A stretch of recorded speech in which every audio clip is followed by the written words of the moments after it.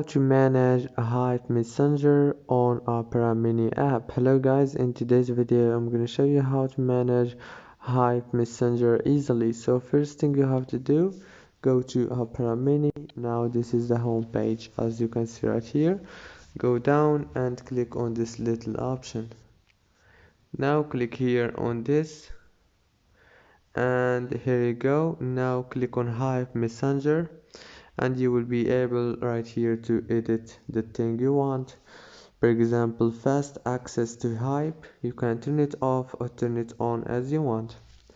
You have also the third-party licenses. And I hope this video was helpful. Please don't forget to like and subscribe.